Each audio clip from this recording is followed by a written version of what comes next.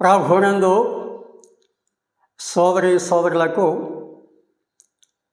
ప్రభు అయిన యేసుక్రీస్తు వారి పేరిట ప్రేమపూర్వక వందనములు తెలియజేస్తుంటున్నాను. మనము దేవుని పరిశుద్ధ గ్రంథములో ఆదికాండము 1వ అధ్యాయము మొదటి 5 వాక్య భాగాలు చదువుకుందాం. ఆదియందు దేవుడు భూమి ఆకాశములను సృజించెను. భూమి నిరాకారముగాను శూన్యముగాను ఉండెను. చీకటి అగాధ జలం పైన కమ్మి ఉండెను. దేవుని ఆత్మ జలముల పైన అల్లాడుచు ఉండెను. దేవుడు వెలుగు కమ్మని పలుకగా వెలుగు కలిగెను. వెలుగు మంచిదైనట్టు దేవుడు చూచెను.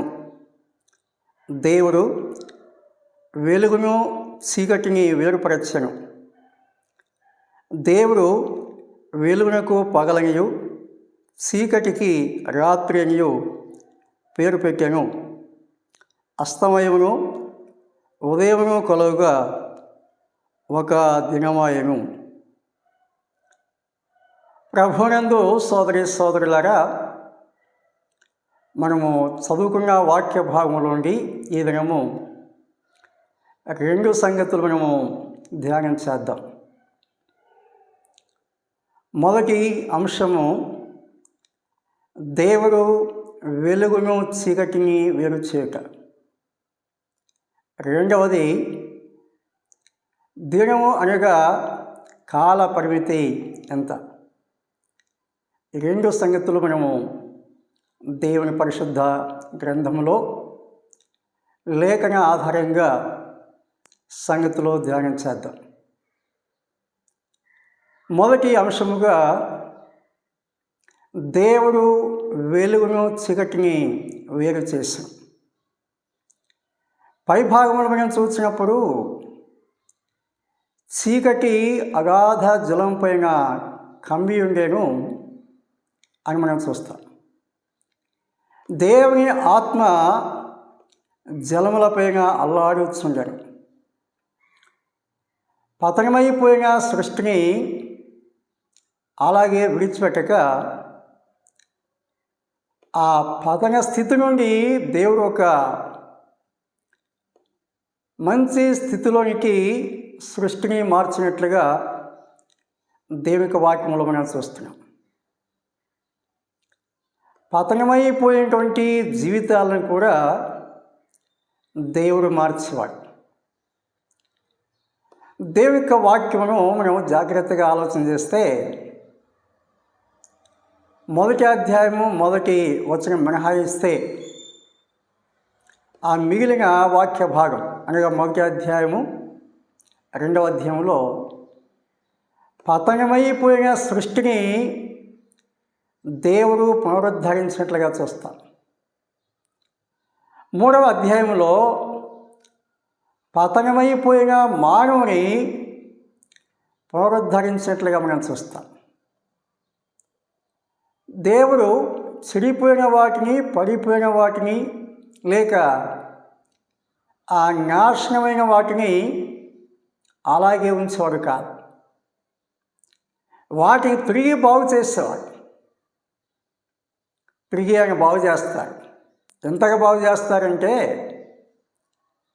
ఆయన సంకల్పానుసారంగా, లేక ఆయన ఏ రీతిగా మార్చాలని సంకల్పించారో ఆయన దృష్టికి అది శ్రేష్టమైనదిగా, అమూల్యమైనదిగా ఉండేలాగున ఆయన దానిని పునరుద్ధరణ చేస్తారు. దేవుడు అంత గొప్ప శక్తి గలవాడు, జ్ఞానం కలవాడు అనే సత్యం మనం దేవుని యొక్క వాక్యంలో చూస్తుంటున్నాం. మంచిది. దేవుని యొక్క వాక్యంలో మనం చదువుకున్నప్పుడు దేవుడు ఏం చేశారు? 4వ వచనంలో వెలుగు మంచిదనట్టు దేవుడు చూచెను అని ఇక్కడ మనం చదువుకుంటున్నాం. తెలుగు భాషలో వెలుగు మంచిదైనట్టు దేవుడు చూచాను అని ఉన్నది. కానీ ఆదిమ హెబ్రీ భాషలో వెలుగు మంచిదైనట్టు దేవుడు చేశాను అని ఉన్నది. చేశాడు, అలా చేశారు. అలా చేశారు అనగా మంచిదైనట్టుగా చేశారు. దానిని చూసినప్పుడు అది మంచిదిగా ఉండేను అని దేవుడు తెలియచేస్తున్నాడు. ఆ తర్వాత దేవుడు ఏం చేశాడంటే, దేవుడు వెలుగును చీకటిని వేరుపరచెను. వెలుగును చీకటిని వేరు చేసేవారు. కలితిని ఆయన ఎప్పుడు కూడా అంగీకరించేవారు కాదు. దేవుని యొక్క వాక్యంలో మనం చూసినప్పుడు దేవుడు వెలుగై ఉన్నాడు, ఆయన యందు చీకటి ఎంత మాత్రము లేదు అని మనం చూస్తాం. ప్యూర్ లైట్, ఆ సంగతి మనము దేవుని యొక్క వాక్యంలో చూస్తున్నాం. వెలుగును గురించి అనేక సత్యాలు మనం దేవుని యొక్క వాక్యంలో చూస్తున్నాం. గతంలో ఆ సంగతులను మనం ధ్యానం చేశాం. నిత్యమైన వెలుగు, సత్యమైన వెలుగు, మనోహరమైన వెలుగు, సూర్య తేజస్సు కంటే మహా తేజస్సు గలవాడు. దేవుని యొక్క వెలుగును గురించి మనం దేవుని యొక్క వాక్యంలో చూస్తున్నాం. ఆశ్చర్యకరమైన వెలుగు అన్నారు. అలాగూ ఆ దేవుని యొక్క వెలుగును గురించి అనేక సంగతులు మనము దేవుని వాక్యంలో చూస్తున్నాం. వెలుగై ఉన్న దేవుడు చీకటిని ఏమాత్రము అంగీకరించరు. చీకటిని అంగీకరించేవాడు కాదు. ఈ కలితి ఉన్నదే, ఈ మిశ్రితం, ఈ మిశ్రితాన్ని లేక ఈ కలితిని దేవుడు ఏమాత్రం సహించడు, ఆయన వేరు చేస్తారు. మనం మత్తయి సువార్త 25వ అధ్యాయంలో ప్రభువైన యేసుక్రీస్తు వారు చెప్పిన ఒక సంగతి మనం చూస్తాం. అందులో మేకలలో నుండి గొర్రెలను వేరు చేసినట్లు అన్నారు. మేకలు ఆ భాగంలో శాపగ్రస్తున్న అనుభవాన్ని చూపిస్తున్నాయి. గొర్రెలు ఆశీర్వాద స్థితిని చూపించినట్లుగా మనం చూస్తాం. శాపము ఆశీర్వాదము కలిసి ఉంటనేది సాధ్యం కాదు. వెలుగు చీకటి కలిసి ఉంటే సాధ్యం కాదు. దేవుడు సాతాను ఆ ఏకీభవించుట కలిసి ఉంటే సాధ్యం కాదు. అందుచేత దేవుడు ఆ సృష్టి క్రమంలోనే ఒక గొప్ప సత్యమును మానవులకు తెలియజేశాడు. వెలుగు వేరు, చీకటి వేరు, ఇవి రెండు ఏమాత్రము కలవటానికి వీలు కాదు అనే గొప్ప సత్యము అక్కడ దేవుడు తెలియజేశాడు.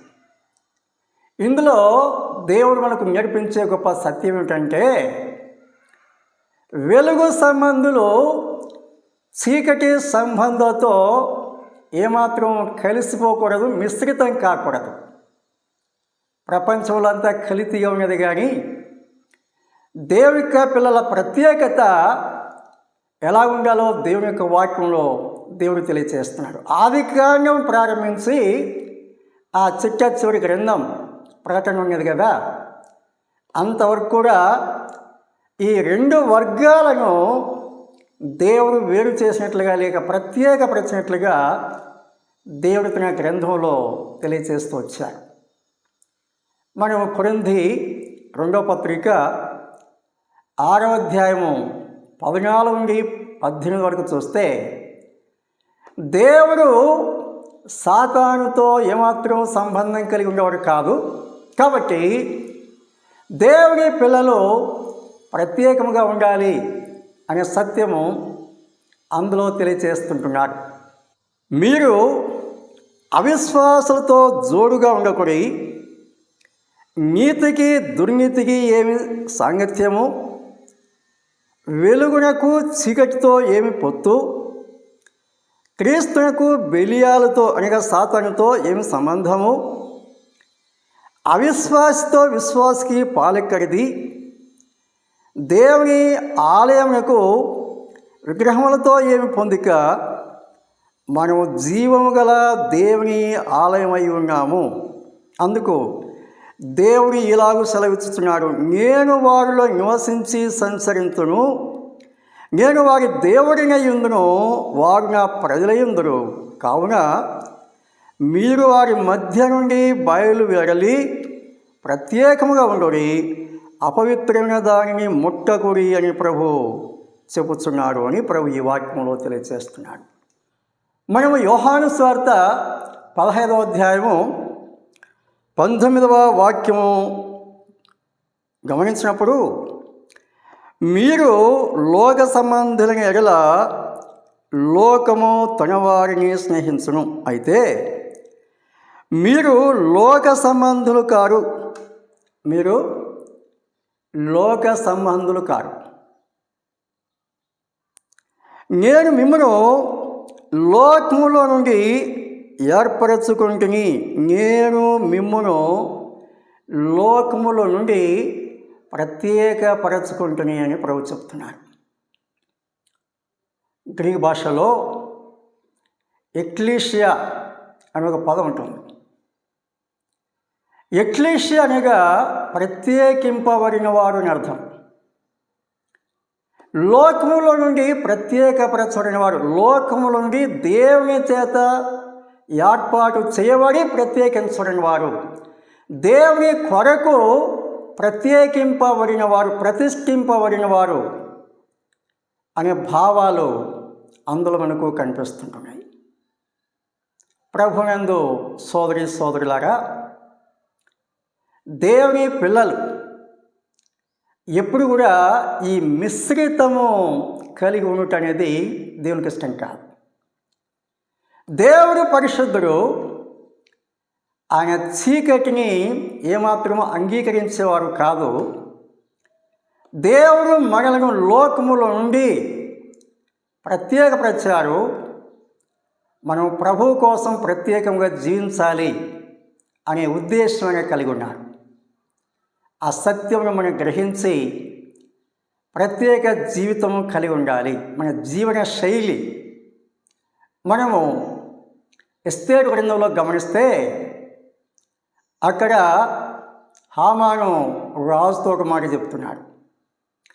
మన సంస్థానములన్నింటిలో ఒక జాతి ప్రజలు చెదరి ఉన్నారు, వారి విధానాలు, వారి ఆచారాలు మిగిలిన వారి ఆచారాల కంటే వేరుగా ఉన్నవి, ప్రత్యేకముగా ఉన్నవి అని ఆ హామాను రాజుగారికి తెలియచేస్తున్నాడు. ఎంత చక్కని మాట! ఆ యూదా జాతి అనేక దేశాల్లో చదివిపోయినా, వారితో కలిసి జీవిస్తున్నా అన్యుల ఆచారాలను అనుసరించిన వారు కాదు. వారు ఏ ప్రదేశంలో ఉన్నా ప్రత్యేకంగా జీవించేవారు అని దేవుని యొక్క వాక్యంలో మనం చూస్తున్నాం. సరకు ముందుగా వారు అన్యులతో కలిసిపోయారు. ఆ కార్యం చేత దేవుని కోపాగ్ని వారి మీదకి వచ్చింది. వారు చెదిరిపోయారు. ఆ చెరలో అనగా శ్రమల్లో వారు నేర్చుకున్న గొప్ప పాఠం ఏమిటంటే, దేవుని ద్వారా ఏర్పాటు చేసిన ప్రజలు ప్రత్యేకంగా జీవించాలి అని వారు నేర్చుకున్నారు. అందుచేత క్రొత్త నిబంధనలు ఎక్కడ కూడా ఆ ఇశ్రాయేల్ దేశాలకు సంబంధించిన ఆ ప్రాంతాల్లో అన్య విధానాలు మనకు కనిపించవు. రాజుల కాలంలో ఆ అన్యుల విధానాలు మనకు కనిపిస్తాయి, కలితే కనిపిస్తుంది. కానీ క్రొత్త నిబంధనలో ఇక చెర నుండి వారు బయటకు వచ్చిన తర్వాత అన్యాచారాన్ని వారు విసర్జించారు. స్వనీతి కార్యాలు వారు జరిగిస్తూ వచ్చారు, కానీ అన్యాచారాలు వారు అనుసరించడం మానివేశారు. అంటే ఇక్కడ స్వనీతి కార్యాలు జరిగించాలని కాదు, వారికి పరిపూర్ణ గ్రహింపు లేక అలా చేశారు. మానవ రీతిగా స్వనీతి కానీ దుర్నీతి కానీ దేవుడు ఎప్పుడు సహించరు. దైవనీతి కలిగి ప్రభు పిల్లలు జీవించాలి అనే దాని యొక్క ఉద్దేశం, ఆ రీతిగా జీవించాలి అని ఆయన మనల్ని ప్రత్యేకపరుచుకున్నారు. ఈ సంగతి లేక ఈ సత్యం మనము 100% గ్రహించాలి. మన జీవితాల్లో దేవుడు కూడిన రీతిగా మనం జీవించాలి. అప్పుడే దేవుడు మన ద్వారా సంతోషిస్తారు, దేవుడు మనల్ని దీవిస్తారు. మనం ఆదికాండం 1వ అధ్యాయం 5వ వచనం గమనించినప్పుడు, దేవుడు వెలుగునకు పగలనియో చీకటికి రాత్రినియో పేరు పెట్టను అని చెప్పాడు. వెలుగునకు పగలని పేరు పెట్టారు, చీకటికి రాత్రి అని పేరు పెట్టారు అని ఇక్కడ మనం చూస్తాం. ఆ తర్వాత అదే వచనంలో అస్తమయమును ఉదయమును కొలువుగా ఒక దినమాయను అని ఇక్కడ మనం చదువుకుంటున్నాం. అస్తమయమును ఉదయమును కలువగా ఒక దినమాయను. బైబిలు చదువుకుంటుంటే అనేక ప్రశ్నలు మన మనసులో కలుగుతుంటాయి, కలగాలి కూడా. దేవుడు వ్రాయించిన సంగతులు దేవుని ఆత్మ ద్వారా, దేవుని వాక్య వెలుగులో మనము ఆలోచించడానికి ప్రయత్నించాలి, నేర్చుకోవాలి. సామాన్య జ్ఞానంతో అనగా లోక జ్ఞానంతో దైవ సత్యాలు గ్రహించడం సాధ్యం కాదు. దేవుని యొక్క గ్రంథంలో దేవుడు తెలియచేశారు. కొరింథీ 2వ పత్రికలో మనం చూసినప్పుడు 2వ అధ్యాయంలో దేవుని సంగతులు దేవుని ఆత్మకే కానీ మరి ఎవరికి తెలియను అని ఆయన ప్రశ్నించారు. దేవుని సంగతులు ఎవరు తెలుసు? దేవునికి తెలుసు. ఒక ఫార్ములా, ఎవరైతే కనిపెడతారో వారికే దాని గురించిన సంగతులు కూలంకషంగా ఎరిగి ఉండే అవకాశం ఉంటుంది. అంతేగాని వేరే వారికి ఆ సంగతులు అర్థం కావు. కొన్ని విషయాలు అర్థం కావచ్చు, కొన్ని ప్రత్యేకమైనటువంటి విషయాలు అందరికీ అర్థం కావు. మరి ముఖ్యంగా దేవుని విషయాలు దేవుడు తెలియచేస్తే తప్ప సామాన్య మానవులకు లోక జ్ఞానం ద్వారా ఆలోచిస్తే అవి ఏమాత్రం మానవులకు అర్థం కావడానికి వీలుండదు. అందుచేత దేవుని యొక్క వాక్యమును దేవుని ద్వారానే మనం నేర్చుకోవాలి, గ్రహించాలి, అనుసరించాలి. ఇక్కడ అంశం ఏమిటంటే, దేవుడు సూర్యచంద్రులను ఎప్పుడు కలిగించారు? 14 నుండి మనం గమనిస్తే,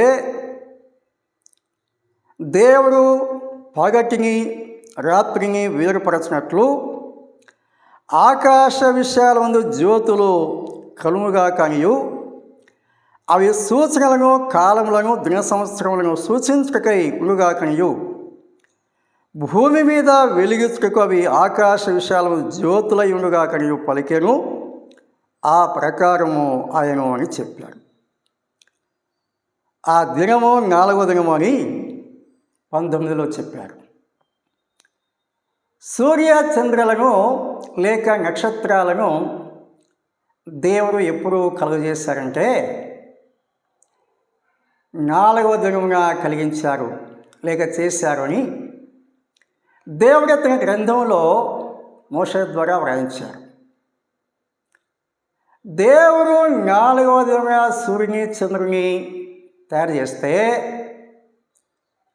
సూర్య చంద్రుడు లేకుండా రాత్రి ఎలాగయ్యింది, పగలు ఎలాగయ్యింది అని ఒక సందేహము సర్వసాధారణంగా బైబిల్ చదివే ఎవరికైనా కలుగుతుంది. ఆ సందేహం కలుగుటలో ఏమాత్రం తప్పు లేదు. సందేహాలు వచ్చినంత మాత్రం చేత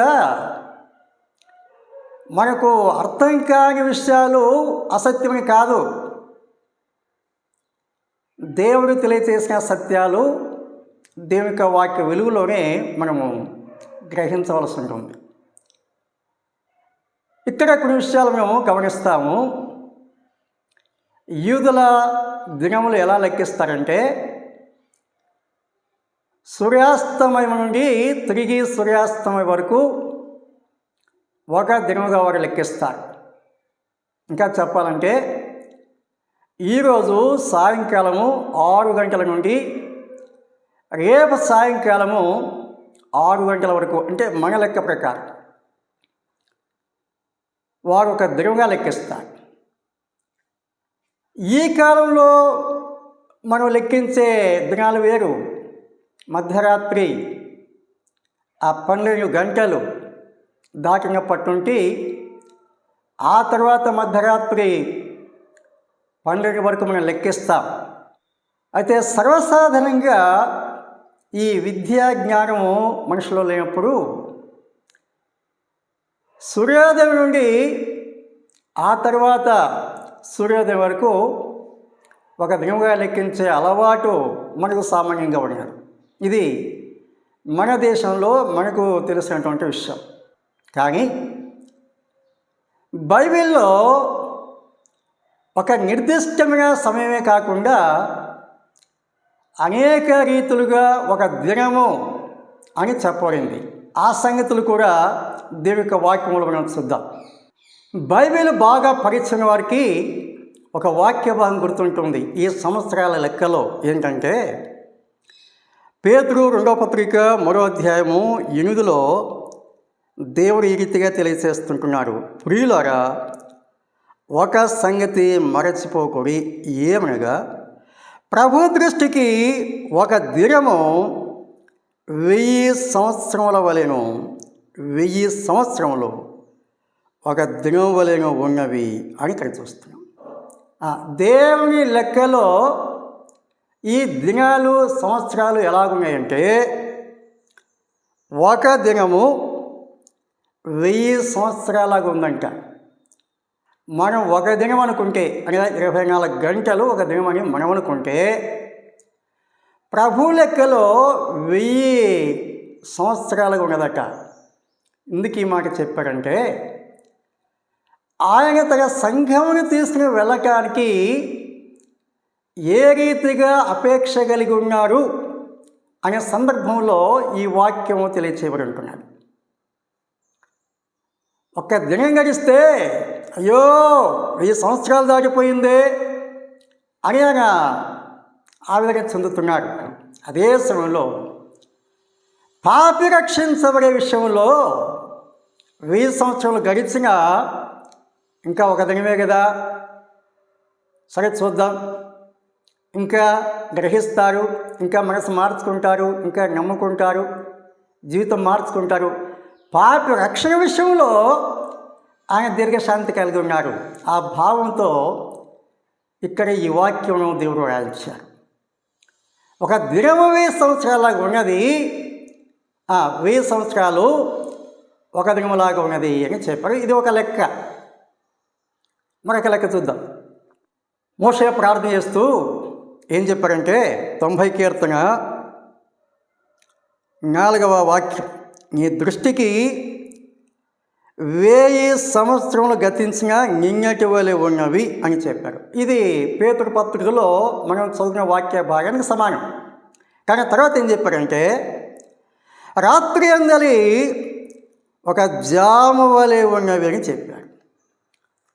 1000 సంవత్సరాలు దేవుని లెక్కలు ఎలా ఉన్నాయంటే రాత్రి ఎందలి ఒక జాములాగా ఉన్నాయని చెప్తున్నాడు. ఒక జాము అంటే ఎంత? 3 గంటలు. పగలు 4 జాములు, రాత్రి 4 జాములు.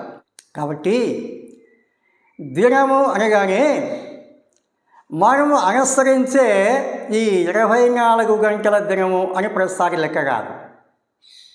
కొన్ని సందర్భాల్లో దినం అంటే దినమే, ఒక రాత్రి ఒక పగలు 24 గంటలు, కొన్ని సెకండ్లు అటు ఇటు అనుకోండి, అది వేరే విషయం. దేవుని లెక్కలు వేరుగా ఉన్నాయి. ఆ సంగతి మనము దేవుని యొక్క వాక్యంలో చూస్తున్నాం. ఇప్పుడు 2 రకాలుగా చూసాం కదా. ఇవి కాకుండా సందర్భాన్ని బట్టి దినాలు అని చెప్పిన వాక్య భాగాలు మనం చూడవచ్చు. సందర్భం అది వారమా, నెల, సంవత్సరమా అని కాలపరిమితి కాకుండా ఒక సందర్భములో గడిచిన కాలం అంతటిని కలిపి ఒక దినము అని చెప్పిన వాక్య భాగాలు దేవుని గ్రంథంలో మనం చదవచ్చు. ఆదికాండము 35వ అధ్యాయము 3వ వాక్యంలో శ్రమ దినము అని చెప్పారు. యాకోబు జీవితంలో తనకు కలిగిన శ్రమ దినం అంటే అది 24 గంటల కాల పరిమితి కాదు. తన జీవితంలో శ్రమ పొందిన ఆ కాలమంతటిని యాకోబు ఒక మాటలు చెప్తున్నారు, శ్రమ దినము అని చెప్పారు. కొరింథీయుల పత్రిక 6వ అధ్యాయము 2వ వాక్యంలో రక్షణ దినము అని చెప్పారు. ఈ రక్షణ దినము అనే ఈ దినమును గురించి ఆలోచిస్తే యేసుక్రీస్తు ప్రభువారు శిలువలో మరణించి సమాధి చివరి తిరిగి లేచి పరలోకానికి వెళ్ళిపోయి పరిశుద్ధాత్మ దేవుడు ఎప్పుడైతే దిగి వచ్చారో అప్పటి నుండి యేసుక్రీస్తు ప్రభువారు తన సంఘమును మహిమలో చేర్చే వరకు ఇదంతా కలిపి ఒక దినము అని చెప్పారు. దీనంతటిని కలిపి రక్షణ దినము అన్నారు.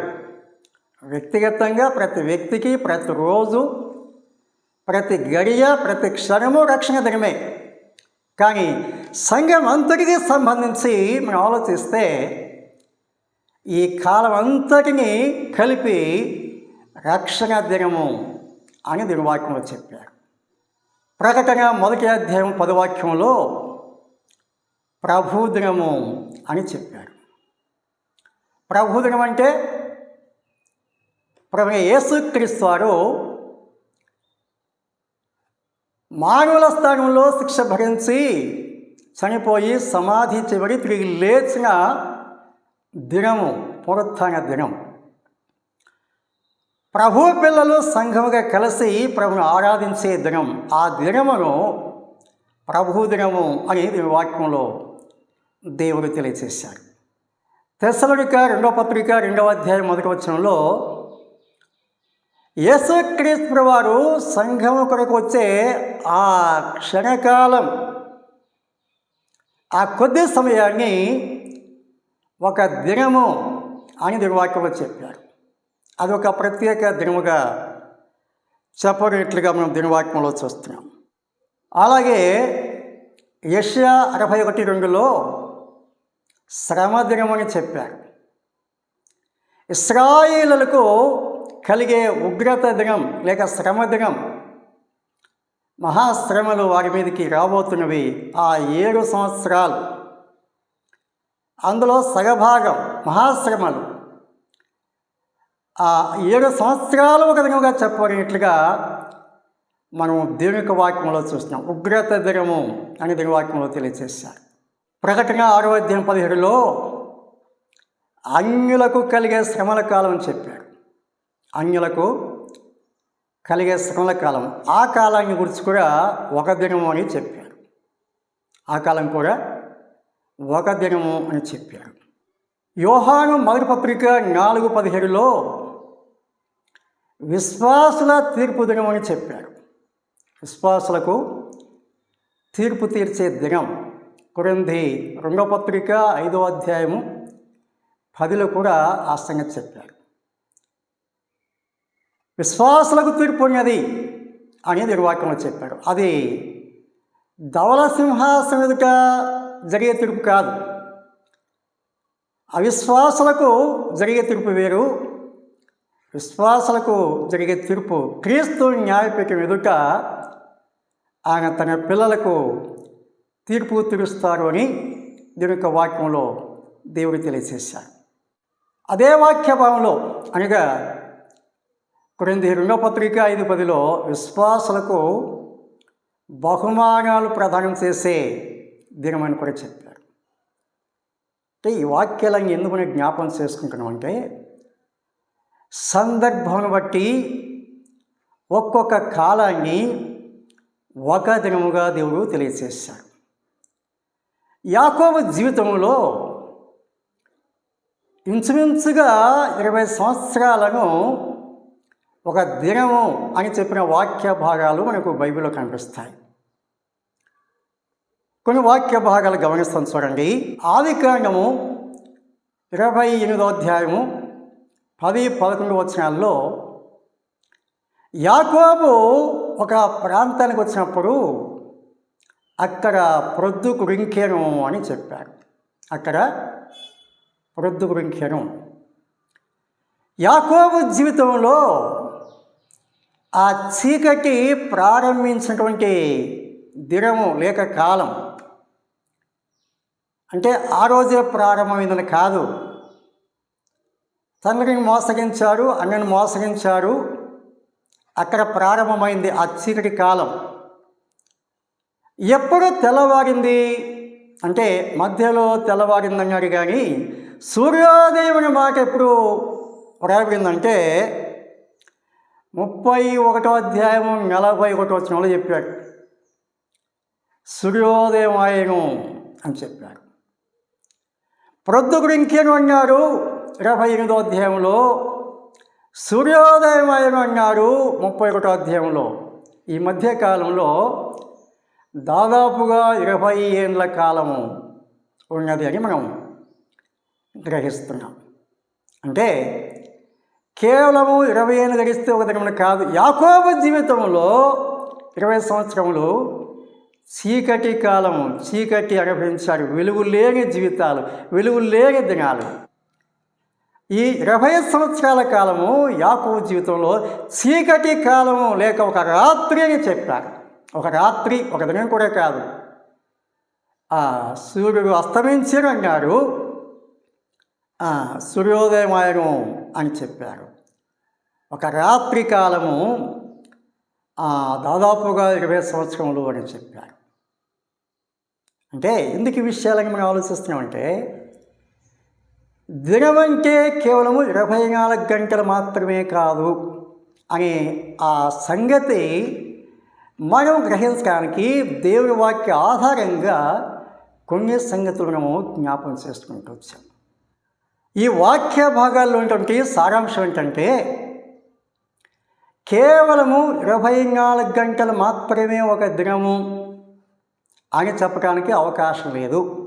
సూర్యాస్తమయం నుండి ఆ తర్వాత సూర్యాస్తమయం వరకు ఒక దినం కాదు, సూర్యోదయం నుండి ఆ తర్వాత సూర్యోదయం వరకు ఒక దినం కాదు, లేక మధ్యరాత్రి నుండి తర్వాత రోజు మధ్యరాత్రి వరకు ఒక దినం కాదు. ఆది కాలంలో ఈ మొదటి అధ్యాయంలో చెప్పిన దినాలు 24 గంటల దినాలు కాదు. మరి ఏమిటి అంటే సందర్భం బట్టి చెప్పినటువంటి దినాలు. ఇక్కడ ముఖ్యంగా గమనించవలసిన విషయం ఏంటంటే, అస్తమయమును ఉదయమును కలువుగా ఒక దినమాయను చెప్పాడు. సాధారణంగా అస్తమయము ఉదయము కలిగితే ఒక దినం ఎలాగవుతుంది? అది 12 గంటలు కదా, ఒక దినంలో సగమే కదా. సామాన్యంగా మన వాడుకలో అస్తమయము ఉదయం కలిగితే ఒకరోజు ఎలాగవుతుంది? కానీ కాదు కదా. మరి దేవుడు ఎందుకు ఇక్కడ అలా వ్రాయించాడు, లేక ఎందుకు అలా చెప్పాడంటే, అస్తమయము ఉదయము అనగా అర్థం ఏంటంటే, ఒక చీకటి స్థితి నుండి వెలుగు పరంగా మార్చుట, ఒక పతన స్థితిని ఒక ప్రయోజనకరమైనటువంటి స్థితికి మార్చిన సమయాన్ని దేవుడు ఒక దినము అని చెప్పాడు. అస్తమయం అంటే చీకటి, ఉదయం అనగా వెలుగు. ఆ చీకటి స్థితి నుండి ఆ అంశంలో వెలుగు కలింపచేసే ఆ సమయాన్ని దేవుడు ఒక దినం అని చెప్పాడు. ఈ సత్యాన్ని గ్రహించలేక అనేక అపోహలు, అనేక అనుమానాలు, అనేక సందేహాలు, అనేక వాదోపవాదాలు. నేను చాలాసార్లు జ్ఞాపకం చేసేది ఏంటంటే, దేవుని వాక్యంలో ఎప్పుడు కూడా అసత్యాలు ఉండవు, ఎందుకంటే వ్రాయించిన వారు సత్యవంతుడు, వ్రాయించిన దేవుడు పరిశుద్ధుడు కాబట్టి ఎక్కడ కూడా అబద్ధము అసత్యము ఉండనే ఉండదు. మన గ్రహింపు లోపం వల్ల మనము వాదోపవాదాలు చేసుకుంటున్నవే కానీ దేవుని యొక్క వాక్యంలో ఉన్నది ఉన్నట్లుగా మనం గ్రహించగలిగితే అక్కడ ఎటువంటి అనుమానాలు ఉండవు, ఎటువంటి వాదోపవాదాలు కూడా ఉండవు. సత్యమును ఖచ్చితంగా అంగీకరించి తీరుతాం. కాబట్టి ఆదికాండం 1వ అధ్యాయంలో అస్తమయము ఉదయం అనగా ఒక చీకటి స్థితిని వెలుగుకరంగా మార్చుట, ఒక పతన స్థితిని శూన్య స్థితిని ప్రయోజనకరంగా మార్చుట, ఈ మధ్య కాలాన్ని అస్తమయము ఉదయము అని చెప్పి అది ఒక దినము అని చెప్పాడు.